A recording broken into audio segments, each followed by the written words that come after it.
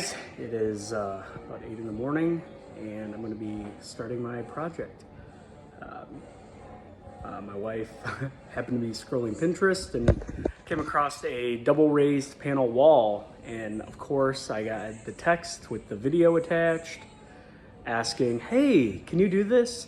Well, of course, me being a guy who doesn't want to admit that I can't, I said yes.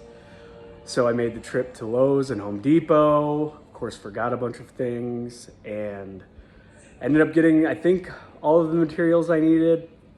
And I'm gonna attempt to do this wall. I have no direction, just a video to go by, and my measurements.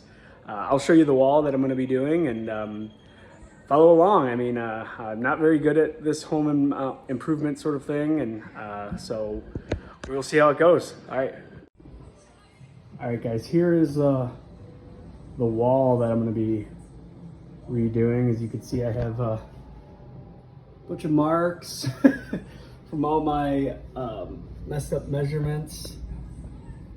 Used a pen because I don't have a pencil. Again, like I said, I'm very new at this stuff. I have my helper down here. He's gonna be measuring some stuff out for me. How long is this board, buddy?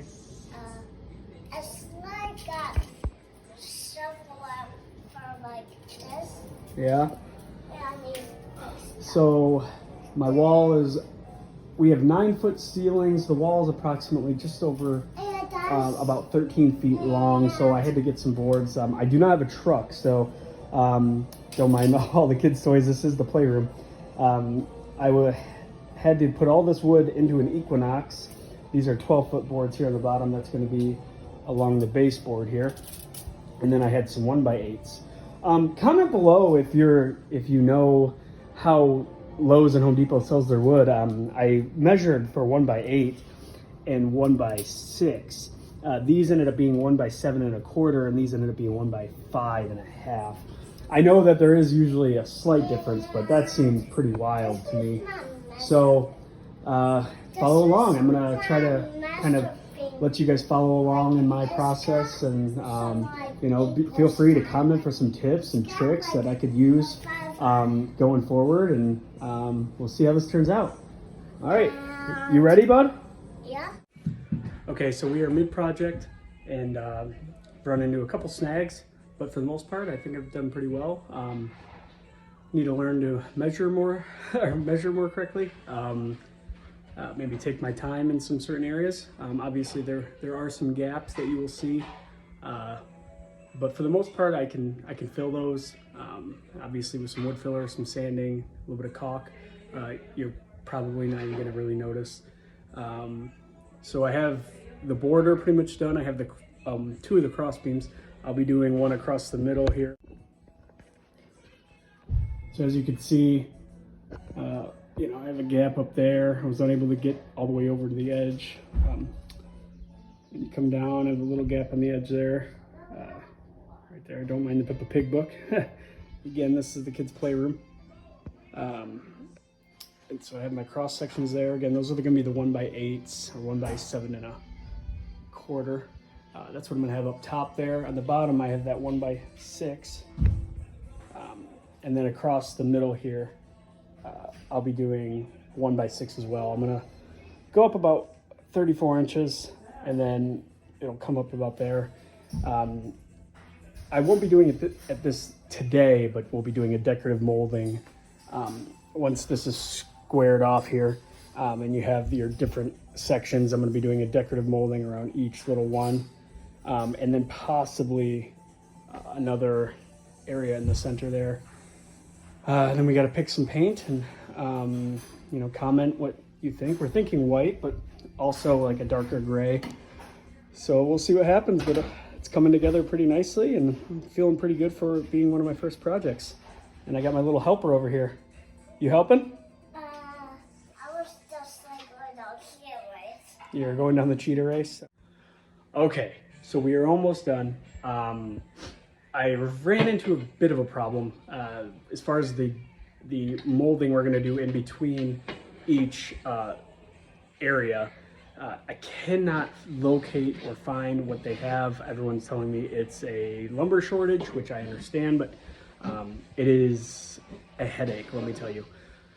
But so far so good. Everything is measured out. It is put on. Everything was good. I bought just enough to do the project. Now all that's left is going to be some wood filler, as well as some caulking and sanding and painting. It's going to be a bit of a process still, but we'll keep you guys in touch. I'll also do a follow-up video to this to talk about measuring and how I came about that and how to do that. I had kind of a hard time, and I was able to find some resources. I was able to figure out how to do it. Very simple. I can break it down for you guys, so you guys will have an idea of how to do it yourself. At the end of the day, we're all doing this together. I'm not very good at this. I am not a construction worker. I do not restore homes or anything like that. Just, your basic projects around the house. So hopefully we can get better together, and we can, kind of give each other pointers. I would love the feedback as far as what I can do better. And all right, right now I am going to show you guys the what I have so far, and then we'll go from there. Okay, so we are now at the final stretch. Got the molding in, everything's sanded. I have to finish sanding the molding from plugging the holes. I will have to caulk, but other than that, we are ready to rock and roll. Here, let me show you guys. So this will be the finished wall. As you can see, I have the moldings in there. Not perfect, I'm a novice. I'm doing all this for the first time learning. So, again, if you guys have any tips, tricks, as you can see, just so people know, those are not all nail holes right there. Some of those are imperfections in the wood that I decided to patch. So with some wood filler, so everything's looking really good. Everything is in place, and now it's just a matter of the finishing touches, and I'll post a video of the final turnout. Oh my god, I can't even speak. So again, any tips or tricks will be greatly appreciated, because again, I'm new at this and I'm still trying to figure all this out. Thanks. We are finally finished. There's the wall behind me, and I'm going to go over a few things as to what I did to finish it, some of the issues I had, some of the things I've learned through this process, because again, I'm very new at this whole thing. So let's get right into it, and we'll go over it. All right, thanks. All right, as you can see, here's the finished product. We used eggshell Valspar paint from Lowe's. You can really use any paint. For everything we've seen, the eggshell, like more of the flat finish, looks really, really good. And the great thing is, once you do have it finished, it hides a lot of those imperfections. But you can see, like right there, I have a seam, like pretty noticeable. Again, I still new at this, so had a hard time hiding everything. But you don't notice them as much on that cross section right there.